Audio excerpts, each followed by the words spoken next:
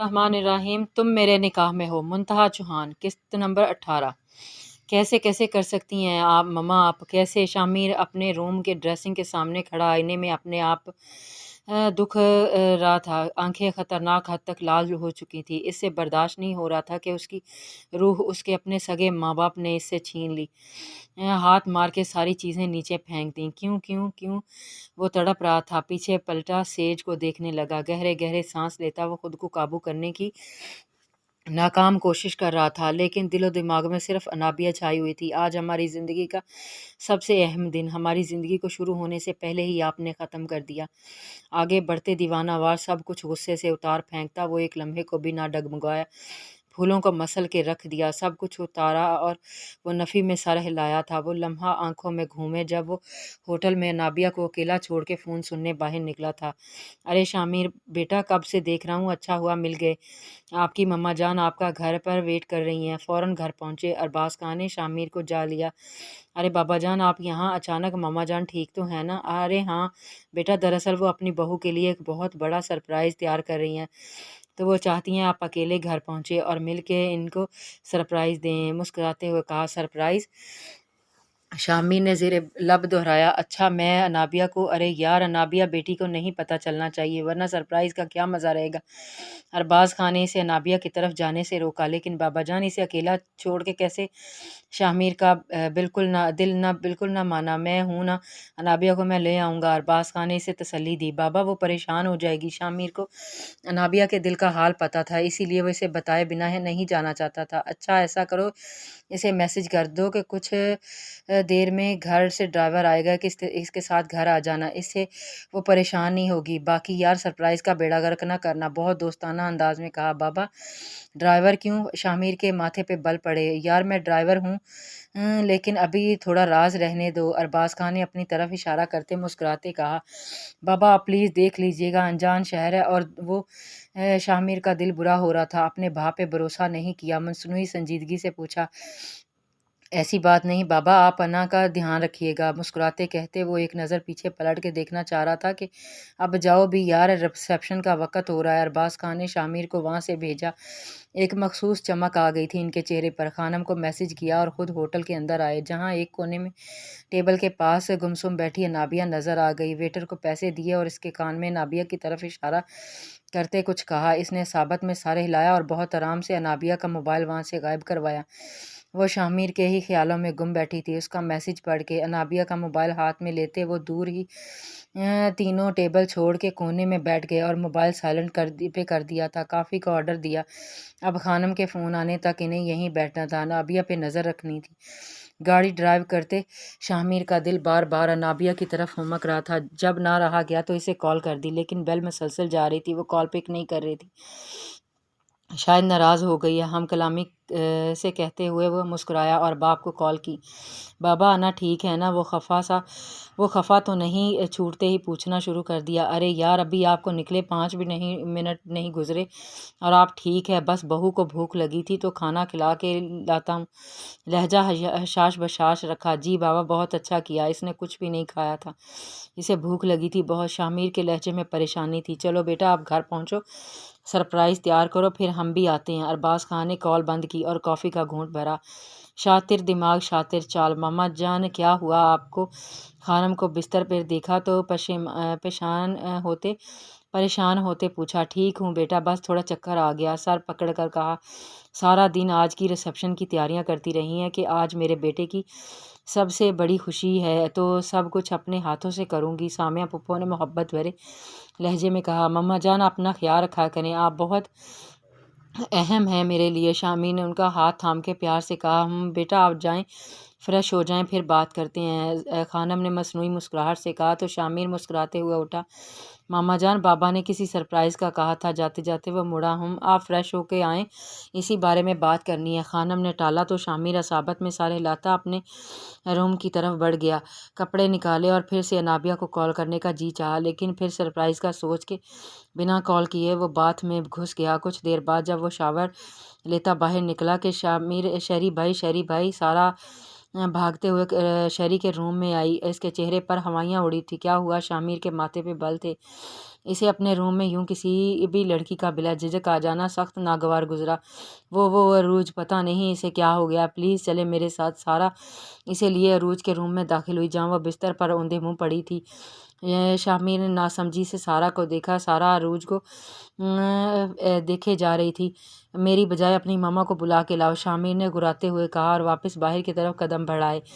Please भाई, देखे ना, उसकी सांस नहीं चल रही, सारा ने रोते हुए कहा तो शारी लब पीछे आगे बढ़ा। जैसे ही वो आगे बढ़ा, सारा ने कदम वापस से पीछे लिए और अब बाहर निकल के आहिस्ता से दरवाज़ा बंद कर दिया। अब आएगा मज़ा, मुस्कुराते कहते वो सामिया और खानम की जानिब बढ़ी। शामिर ने जैसे ही अरूज को सीधा किया, वो उसके गले से लग गई। शामिर, आप आ गए, मुझे पता था आप ज़रूर आओगे। आंखें मूंदे वो खमारी में बोली। शामिर ने एक झटके से इसे पीछे धक्का दिया। बकवास बंद, और क्या बेहूदगी है ये, अंगूठे के साथ वार्न करता वो तीखे अंदाज में बोला। आज मत घबराओ, आज सिर्फ तुम और मैं, बस कोई और हमारे बीच में नहीं। अरूज के पे से शामिर के करीब आना चाह के शामिर ने इसे एक थप्पड़ रसीद किया और वो औंधे मुंह बिस्तर पर जा गिरी। मैंने कभी ज़िंदगी में तुम जैसी गिरी हुई लड़की नहीं देखी, जिसे ज़रा भी अपनी इज्जत की परवाह नहीं। नफरत से कहते वो दरवाज़ा खोलते बाहर जाने लगा, लेकिन दरवाज़ा लॉक था। हा, तुम्हें क्या लगा तुम मुझे थप्पड़ मारोगे, मैं तुम्हें छोड़ दूंगी? अरूज ने कहते साथ सारी चीज़ें नीचे फेंकी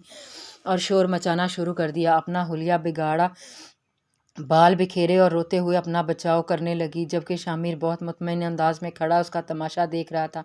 तभी दरवाज़ा खुलने की आवाज़ आई और मौका महल देखकर अरूज ने शामिर को अपनी तरफ बहुत ज़ोर से खींचा और ज़रा का ज़रा डगमगाया। इसी लम्हे दरवाज़ा खुला और सामिया, पुप्पो खानम, अरूज और तबस्सुम बेगम दाखिल हुई। सब के चेहरे पे हैरानगी थी। अरूज भागती हुई माँ के गले लगी और रोती जा रही थी। छोटे खानम ने दिल पे हाथ रखे शामिर की तरफ जानिब दुख से देखा, जबकि शामिर सबको नज़रअंदाज किए बस माँ को बस देखे जा रहा था। छोटे खान, आप ऐसा कैसे कर सकते हैं? घर की बेटी के साथ ये सलूक, खानम रोंदे लहजे में पूछ रही थी, जबकि शामिर सीने पे हाथ बांधे सुकून से माँ को बस एक टिक देखे जा रहा था। सभी हॉल में जमा हो गए थे। बस एक अदालत का सा समा था। अरूज, मत रो मेरी बेटी, बता मुझे क्या हुआ? सामिया पुप्पो ने बेटी को गले लगाते हुए मोहब्बत से पूछा। मामा, उन्होंने ज़बरदस्ती की मेरे साथ, मैंने मना किया तो मुझे थप्पड़ मारा, माँ के गले लगते रोते हुए कहा। बस मेरी बच्ची मत रो, आपा इसी दिन के लिए अपनी बच्चियाँ लेके आपके घर रुकी हूँ कि ये हाल करें मेरी बच्ची के साथ। इमोशनली लहजा खानम ने लब बीचे। आपने ऐसा क्यों किया छोटे खानम ने डायरेक्ट शामिर से सख्त लहजे में पूछा, जो अभी तक खामोश नज़रों माँ को ही देख रहा था। एक गहरा सांस खारिज किया, अपनी वेस्ट पे हाथ रखे गर्दन तिरछी करके अरूज और उसकी माँ को देखा। मम्मा, मुझे हैरत है कि ये सवाल आप मुझसे पूछ रही हैं, जबकि आप मुझे अच्छी तरह से जानती हैं। शायद यही हम गलती कर गए छोटे खान, कि आपको जान ही नहीं पाए। ठहरे लहजे में दुख से शामिर को कहा तो इसने बेयकीनी से माँ को देखा। आपको लगता है कि मैं इसके साथ? शामिर ने अरूज की तरफ उंगली से इशारा करते हैरत से पूछा। लगता धीरे धीरे चलती शामिर के पास आई। छोटे खान, जो अपनी आंखों से देखा उसका क्या करें, सख्त गुलगेर आवाज़ में कहते वो शामिर को सख्ते में डाल गईं। आंखें देखा कभी गलत भी तो हो सकता है। आंखों में आंखें डाले वो खनम को चुप करवा गया। क्या मतलब? तुम्हारा कहने का मतलब है मेरी बेटी झूठ बोल रही है, इल्ज़ाम लगा रही है? सामिया पुप्पो तो हत्थे से ही उखड़ गई। शामिर ने उनकी तरफ देखना भी गवारा न किया। छोटे खान, कोई भी लड़की अपनी इज्जत को लेके ऐसा घटिया इल्ज़ाम किसी पे नहीं लगाएगी। एक औरत के लिए उसकी इज्जत सब कुछ होती है, और इस इज्जत पे आपने हाथ डाला है, खानम ने ठहरे हुए अंदाज में कहा तो शामिर सर गिराए। तंजिया हंसी तो ये था आपका सरप्राइज़? सर उठाते उन्होंने सर हिलाते हुए, आपा मेरी बेटी की इज्जत पे हाथ डालने वाले को मैं माफ़ नहीं करूँगी, आपको इंसाफ करना होगा। सामिया पुप्पो ने आगे बढ़ के खानम के पास जाते गुस्से से शामिर को देखा। अच्छा, तो क्या चाहती हैं आप? कैसा इंसाफ? एक आईब्रू चकते हुए पूछा। जो भी आपा फैसला करेगी मुझे मंजूर होगा, धीरे से खानम को देखते मजबूत लहजे में कहा। खानम ने गहरा सांस खारिज करते शामिर की तरफ देखा। अरूज की इज्जत मेरे लिए बहुत मुकद्दम है, इसलिए मैं अभी इसी वक्त अरूज और छोटे खान के निकाह का ऐलान करती हूँ। मामा, शामिर को अपनी आवाज़ भी सुनाई न दी। मौलवी को बुलाएं, निकाह की तैयारियों की जाए। अरूज हमारे खानविला की बहू बनेगी आज अभी इसी वक्त, और ये मेरा हुक्म है। आखिरी बात शामिर की तरफ देखते सख्ती से कहा। शामिर धीरे धीरे चलता खानम के पास आया। आप मेरी जान ले लें मामा जान, मेरी हर जान आप पर कुर्बान, लेकिन मेरे निकाह में सिर्फ अनाबिया ही रहेगी मेरी आखिरी सांस तक। एक एक लफ्ज़ पे ज़ोर देते शामिर ने खानम की आंखों में आंखें डाल के अपनी बात मजबूत लहजे में की। वहाँ मौजूद सबके गोशे गुजार की। अगर वो अनाबिया ही ना रहे तो। सरदंदाज शामिर का दिल धड़का गया। मम्मा एक सकते की कैफियत थी। मत भूलो इस वक्त अनाबिया कहाँ है, और जिस शख्स के साथ वो है वो शख्स मेरे लिए जान दे भी सकता है और जान ले भी सकता है। खानम के अल्फाज ने शामिर के दिल की दुनिया हिला दी थी। No mama, you don't know this.